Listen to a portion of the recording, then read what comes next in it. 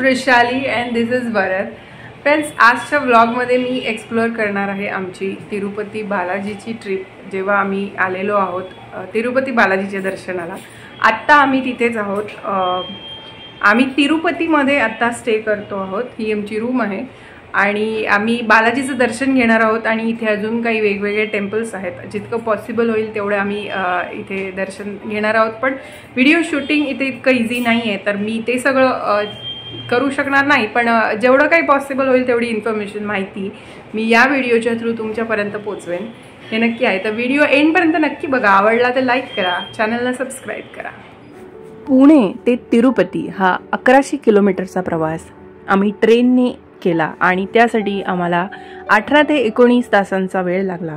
या प्रवासासाठी तुम्ही अनेक दुसरे मार्ग पण चूज करू शकता. प्लेनचा मार्ग आहे किंवा ट्रेन आहे, बस आहे, प्रायव्हेट व्हेकल्सनी तुम्ही इथे पोहोचू शकता. तिरुपती बालाजी हे भारतातील आंध्र प्रदेशातील तिरुपती जिल्ह्यातील एक शहर आहे आणि इथे तिरुमला म्हणून हे सुंदर पर्वतांनी वेढलेलं एक शहर आहे, जिथे तिरुपती बालाजीचं मंदिर आहे. तिरुपती बालाजीच्या मंदिराव्यतिरिक्तही इथे गोविंद स्वामी मंदिर आहे, पद्मावती देवीचं मंदिर आहे आणि कालहस्ती म्हणून एक सुंदर मंदिर इथून 40 किलोमीटरच्या अंतरावर आहे. हे सगळे डेस्टिनेशन आम्ही कव्हर करणार आहोत.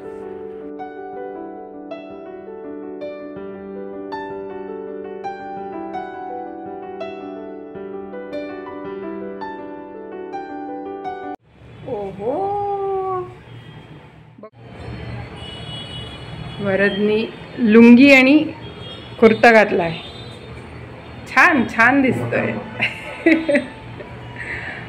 इथला ट्रॅडिशनल वेअर आहे. तिरुपती बालाजीला आल्यानंतर कंपल्शन नाही आहे, पण सजेशन आहे की इथे ट्रॅडिशनल कपडे घालायचे. तर वरदनी हा इथला ट्रॅडिशनल ड्रेस घेतलेला आहे आणि तो घातलेला आहे. आता वरद जाणार आहे दर्शनाला हा ड्रेस घालून, बरोबर ना?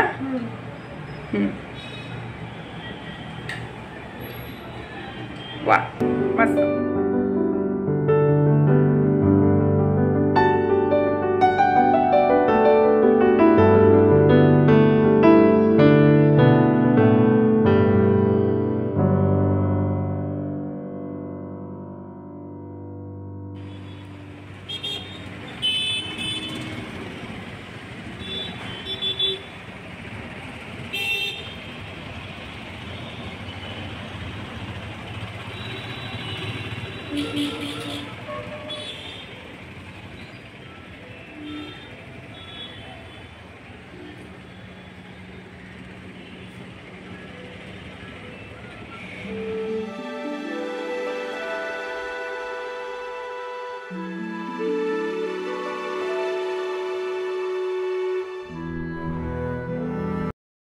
आज आमचा तिरुपतीमधला दुसरा दिवस आहे. आमचं तिरुपती बालाजीचं दर्शन झालं आहे, पद्मावती देवीचं दर्शन झालं आहे आणि आज तिसऱ्या दिवशी आम्ही कालहस्ती म्हणून एक मंदिर आहे, तिरुपतीपासून 40 किलोमीटरच्या अंतरावर हे मंदिर आहे, तिथे आम्ही आज जात आहोत. आणि आमची मग ही यात्रा आज संपते आहे. आम्ही पुन्हा रिटर्न जाणार आहोत.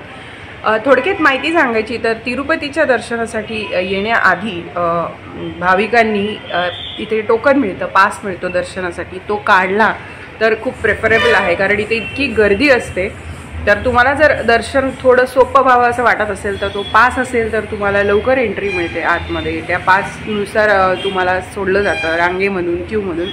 आणि जर पास नाहीच मिळाला, कारण की तोही खूप अवघड झाला आहे आता. पासची प्रोसिजर पण अशी आहे की तुम्ही आज बुकिंग केलं तर तुम्हाला जवळपास पुढच्या 4 ते 5 महिन्यानंतरचा पास मिळतो. तर आपलं एवढं प्लॅनिंग, प्री प्लॅनिंग मोस्टली नसतं सुट्टीचं किंवा जाण्याचं. तर ती गोष्ट जर नाही शक्य झाली तर तुम्ही फ्री दर्शनाची लाईन असते त्यामध्ये तुम्ही जाऊ शकता. पण त्यामध्ये थोडं वेटिंग असतं, थोडी गर्दी जर असली तर तुम्हाला थांबावं लागतं. पण इट डिपेंड्स, कधी कधी तुमचा लवकरही नंबर लागतो आणि तुमचं दर्शन छान होतं. तर असं काही नाही आहे, थोडा पेशन्स ठेवून आपण या दर्शनाला गेलो तर छान दर्शन होतं. आमचं दर्शन असं इथे तिरुपती हे शहर खाली आहे आणि तिथून वरती डोंगरावरून रस्ता आहे. वरती आल्यानंतर तिरुमला म्हणून एक ठिकाण आहे, ज्या ठिकाणी ॲक्च्युली बालाजीचं मंदिर आहे. तर वरती बालाजीचं दर्शन झाल्यानंतर खाली तिरुपतीमध्ये आल्यावर पद्मावती देवीचं मंदिर आहे, तिथेही दर्शन घेणं गरजेचं असतं, म्हणजे घेतात सगळे. आणि तिथेही गर्दी असते, तिथेही पासची सिस्टीम आहे. पण तेच की डिपेंड्स, कधी गर्दी कमी असली तर तुमचा फ्रीमध्येही इझिली नंबर लागू शकतो. तर ऑनलाईन साईट आहे, लिंक्स आहे जिथून तुम्ही हे पास काढू शकता. रूमसाठी पण आधीच तुम्ही बुकिंग करून गेला तर खूप प्रेफरेबल आहे, असा माझा एक्सपिरियन्स मी तुमच्यासोबत शेअर करते, सो दॅट तुमची यात्रा थोडीशी इझी होईल. आधी पास आणि टोकनचं बुकिंग करून मग तुम्ही बालाजीच्या दर्शनाला आलात तर तुम्हाला जो होणारा त्रास आहे तो थोडा कमी होईल आणि तुमची यात्रा छान सुखदायक होईल.